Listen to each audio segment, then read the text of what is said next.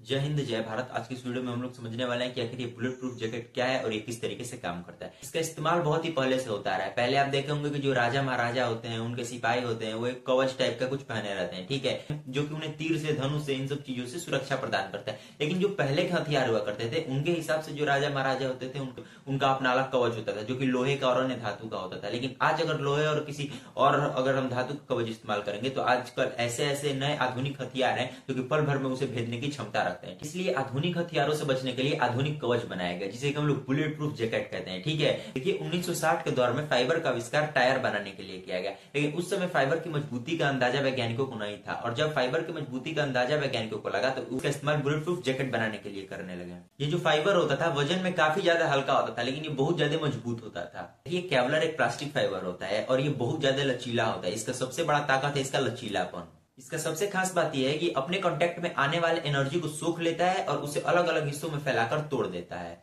देखिए bullet proof jacket बनाने के लिए इस केवलर को पहले अलग अलग केमिकल में डालते हैं और फिर इसे काट कर एक बड़ा केवलर धागे का रील बनाते हैं। फिर उस धागे से बैलिस्टिक शीट की कई परत एक के ऊपर एक रखकर तैयार, फिर इन सभी परतों को एक साथ रखकर मजबूती से सिल दिया जाता है। इसी तरीके से इसके कई लेयर को जैकेट के आकार का काटकर इसे जैकेट के अंदर भर दिया जाता है। जैसे हम लोग तकिया का कवर लगाते हैं, ठीक उसी तरीके से इसे भी जैकेट के अंदर भर दिया जाता है। यहाँ पे मेन चीज समझते हैं। देखिए जो ये बुलेट प्रूफ जैकेट होता है, इसमें मेन दो लेयर होती है। जिसका पहला लेयर होता है जिसे हम लोग सिरेमिक लेयर बोलते हैं। ये क्या करता है कि अगर किसी इंसान की तरफ गोली आ रही है तेजी से, तो ये जो गोली का नुकीला हिस्सा है उसे तोड़ देता है, ठीक है, जिससे कि गोली की गति धीमी हो जाती है। और जो इसका दूसरा लेयर होता है जिसे हम लोग बैलिस्टिक लेयर बोलते हैं, ये क्या करता है, गोली के सारे एनर्जी को, यानी कि गोली का जितना रफ्तार है, उसमें जितनी एनर्जी है, उसका जितना ऊर्जा है, उसको अपनी तरफ सोख लेता है, ठीक है, और सोख कर उस एनर्जी को फैला देता है, जिससे कि इंसान को बहुत ही कम चोट लगता है। देखिए ऐसी बात नहीं है कि अगर कोई इंसान बुलेट प्रूफ जैकेट पहन लिया तो उसे गोली ही नहीं लेगी, उसे चोट ही नहीं लेगी, ठीक है, इस तरीके से नहीं होता है। अलग अलग बंदूक होता है, अलग अलग उसका टाइप होता है, ठीक। अगर देखिए स्नाइपर से गोली चलाई जाए, जो बुलेट प्रूफ जैकेट होती है उन्हें पहनने का कोई फायदा नहीं, क्योंकि वो आसानी से भेद देता है, ठीक है। तो अलग अलग बंदूक का अपना टाइम होता है। जो पिस्टल की गोली होती है वो आसानी से रोक देता है ये बुलेट प्रूफ जैकेट।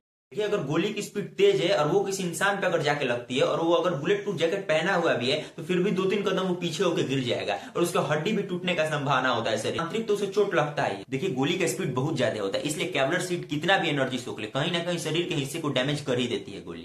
इससे कितने सैनिकों की मौत भी हो चुकी। अंत में मैं यही कहूंगा कि हमें अपने कवच को, यानी कि अपने बुलेट प्रूफ जैकेट को और एडवांस बनाने की जरूरत है, क्योंकि आजकल के ये जो आधुनिक हथियार है अच्छे बुलेट प्रूफ जैकेट को भेदने की क्षमता रखते हैं। फिर भी देखिए बुलेट प्रूफ जैकेट पहनने से हम लोग को बहुत ज्यादा सुरक्षा मिलती है। तो उम्मीद करता हूं कि आपको यहाँ पे बुलेट प्रूफ जैकेट के बारे में अच्छे तरीके से समझ में आ गया होगा। लेकिन आपको फिर भी अगर कहीं पे भी डाउट है तो आप कमेंट करके पूछ सकते हैं, कमेंट बॉक्स आपका ही है।